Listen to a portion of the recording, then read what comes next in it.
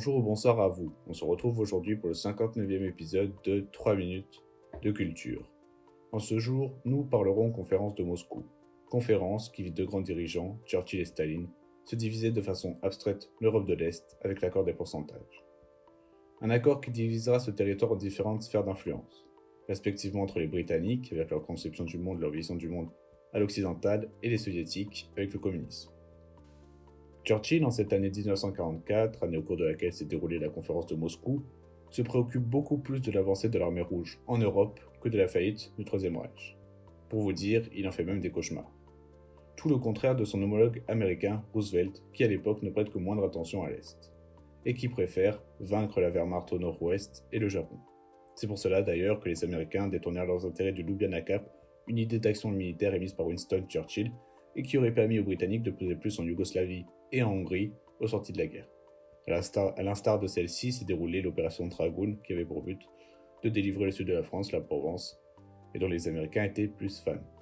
Alors pourquoi les Britanniques, surtout Churchill, voulaient peser sur la politique européenne aux sorties de la guerre? Alors ils savaient qu'aux sorties de la guerre, le Royaume-Uni serait une puissance de second plan. Et ils avaient aussi peur que les États-Unis rentrent dans un isolationnisme qui laisserait le Royaume-Uni seul face aux monstres soviétiques. Donc, Churchill cherchait un monde d'après-guerre où il aurait un certain pouvoir, une certaine place prépondérante sur l'échiquier mondial, au sein duquel il pourrait conserver ses intérêts commerciaux, économiques, avec notamment les pays du Golfe, d'où viennent son pétrole, le Moyen-Orient, ou encore ses marchés en Asie, ses colonies, ses anciennes colonies, ou qui sont aussi pleins de ressources. Puis il voulait aussi un monde stable, hein, évidemment, pour éviter qu'il y ait des guerres, pour que l'île britannique garde un certain confort de vie, voilà, qui mène une vie tout à fait normale et un certain statu quo européen au sein duquel le communisme ne viendrait pas perturber le capitalisme à l'occidental. Pour cela, il fallait donc conserver les voies de communication, sécuriser les voies de communication qui mènent vers le Moyen-Orient et leurs colonies d'Asie. Il fallait donc s'assurer que la mer Méditerranée soit navigable en tout temps. Donc s'assurer que l'Italie, la Grèce ou encore la Yougoslavie restent dans la sphère d'influence anglaise. Puis il voulait aussi s'assurer que l'idéologie communiste ne vienne pas empiéter sur les gouvernements voisins de l'île ou encore même au sein de l'île. C'est pour ça qu'il voulait aussi exercer une certaine influence sur des pays comme la Hongrie pour créer un certain cordon de sécurité vis-à-vis de l'URSS.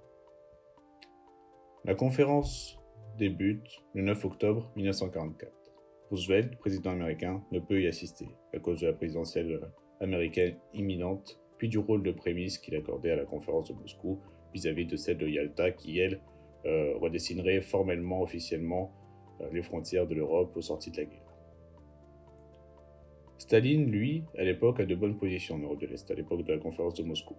Il contrôle la Roumanie, ex-alliée nazie, dont le pétrole était le clé de l'effort de guerre allemand, et la Bulgarie, ex-alliée du Reich.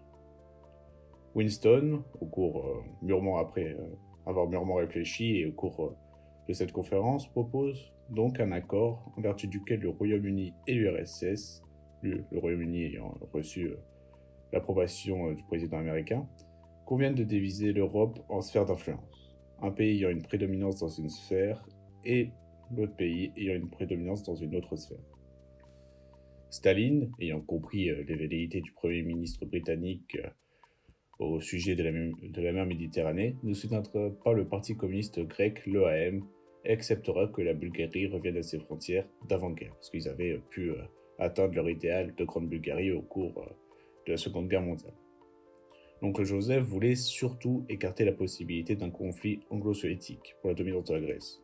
Ayant compris la détermination de Churchill de ne pas lâcher la Grèce, il fit des concessions, surtout que Churchill du coup fit d'autres concessions à l'Est, comme par exemple autour de la mer Noire.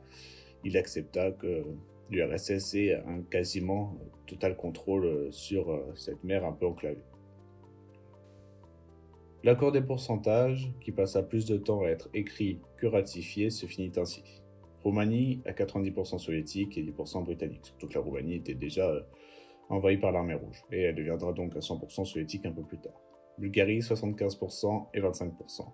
Grèce 10% soviétique et 90% britannique, pour les raisons que j'ai évoqué une minute auparavant. Yougoslavie 50-50, au sein de laquelle Churchill voulait instaurer un gouvernement de conciliation entre la monarchie de Pierre II et les communistes de Tito. Parce que les communistes de Tito avaient été, comme vous pouvez le voir dans ma vidéo sur la Yougoslavie pendant la Seconde Guerre mondiale, que je vous mets en description sur le bouton i, les Américains et les Anglais avaient, pour leur performance, soutenu les partisans communistes. Hongrie 50-50 avant d'être 80% soviétique et 20% britannique après avoir été délivrés par l'armée rouge. Tous les pays, excepté la Grèce, furent délivrés donc par l'URSS et verront donc plus tard un régime communiste au-dessus d'eux. La Grèce, elle, s'est vraiment empreinte d'une guerre civile pour mettre en place un gouvernement sous influence britannique. Parce qu'en plus, l'EAM, le Parti communiste grec, avait déjà de bonnes positions en Grèce avant que les Britanniques viennent. Donc en vrai, s'il n'y aurait pas eu d'intervention britannique, la Grèce aurait été communiste. L'accord des pourcentages, un accord mûrement réfléchi, qui ne se signa qu'en quelques minutes. Oui, parce qu'en vrai, Staline avait juste coché, il avait lu pendant quelques secondes et avait coché en disant oui, c'est bon. Bon, merci d'avoir regardé cette vidéo. Si vous avez des questions, si quelque chose n'a pas été clair, n'hésitez pas à me les poser en commentaire. On se retrouve très bientôt pour une nouvelle vidéo. Allez, salut!